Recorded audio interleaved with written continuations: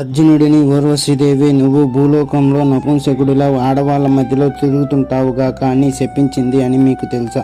ఒకనాడు అర్జునుడు ఇంద్రలోకానికి వెళ్ళగా అర్జునుడికి ఆనందం కలిగించడం కోసం దేవేంద్రుడు ఊర్వశిని నియమించాడు. అప్పుడు ఊర్వశి తన తలుకు బెలుకులతో అర్జునుడి ముందు నాట్యం చేసింది.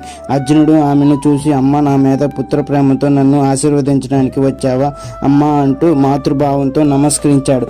అప్పుడు ఊర్వశి, అయ్యో అదేమిటి అర్జున, నేను నీ పొందు కోరి వచ్చాను. అలా పలకటం న్యాయమా? ఇంతకు నేను నీకు ఏ విధంగా తల్లినయ్యాను? ఇది దేవలోకం, మేము వేశ్యలం అంది ఊర్వశి. అమ్మ, నీకు ఇది ధర్మం కాదు. మా వంశకర్త పరురావని భార్య నీవు. నా తండ్రి అయిన ఇంద్రుడికి పరిచర్యలు చేస్తూ ఉంటావు కాబట్టి నాకు మాతృ సమానురాలవి అని అన్నాడు అర్జునుడు. ఆ మాటలకు ఊర్వశికి కోపం వచ్చింది. నేను నిన్ను కామించి వచ్చాను, నా కోరికను నీవు తీర్చలేదు. నువ్వు భూలోకంలో నపుంసకుడిగా ఆడవాళ్ల మధ్యలో సంచరించదువుగా కానీ శాపం ఇచ్చి వెళ్ళిపోయింది. ఇది తెలిసిన ఇంద్రుడు అర్జునుడితో ఇలా అన్నాడు, నీ వంటి ధైర్యవంతుడిని నేను ఏ కాలమందు చూడలేదు. నీవు ధర్మబుద్ధివి, జితేంద్రుడివి, బాధపడకు. ఊర్వశి శాపం అనుభవించక తప్పదు అని ఇది నీకు అజ్ఞాత సమయంలో చక్కగా ఉపయోగపడుతుంది. ఎవరికీ తెలియకుండా నపుంసకుడి రూపంలో ఉండవచ్చు. అజ్ఞాతవాసం పూర్తి కాగానే శాపం తొలగిపోతుంది అన్నాడు ఇంద్రుడు.